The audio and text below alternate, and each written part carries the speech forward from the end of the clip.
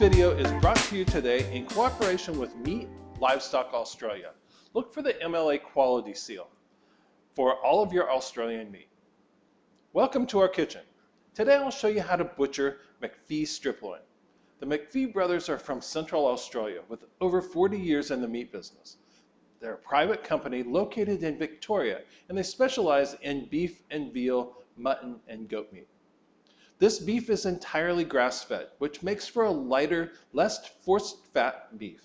The cows are free-range in the Australian grasslands. There's no growth hormones administered to these cattle, and they're raised free of antibiotics.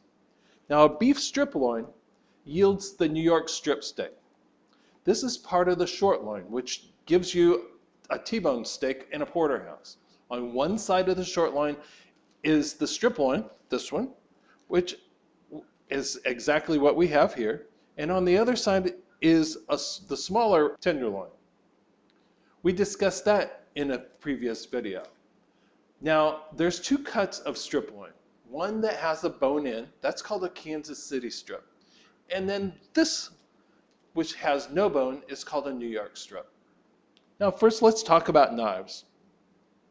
It's very important to keep your knives sharp. That means that you hone every time you start to use the knife. And when the knife gets dull and it doesn't come back from honing, you use a whetstone like this one. Now let's get started on this meat. The striploin is shipped in cryovac, and it needs to be free from defects like this, and the vacuum should still be intact. Now, as the beef ages, you'll see some water and blood. That's called purge, okay? The more time passes from the time of packing, the more purge you'll see at the bottom of this pack. This whole is called wet aging. The older the meat, the more the purge, and the higher the flavor.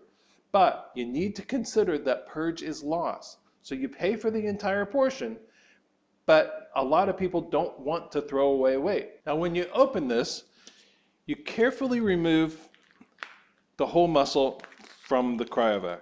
There's going to be purge, and you just pull it straight out, let the purge fall into the cryovac.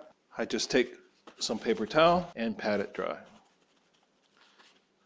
You can see that there's two distinct ends. Okay, this is the sirloin end, also called the vein end. Okay, and over on the other side is called the well end. You also have this on the back. This is called the back strap. Okay, you can see this line of sinew, and we'll have to take that out. There's the lip, and this has very little lip on it. First, I remove the back strap. I take my boning knife and just cut straight down into that back strap and remove it.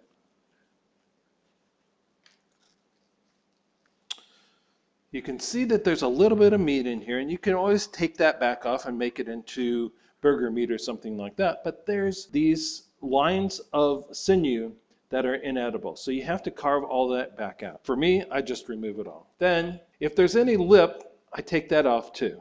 This is just extra fat. There's no reason to have it there. Check and make sure that there's no extra fat living around here.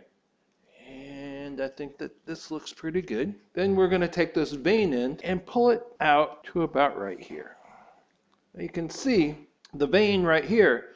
This is a piece of cartilage that's just pretty much inedible. You could slow roast this and braise it, but for us, we're just going to set it to the side.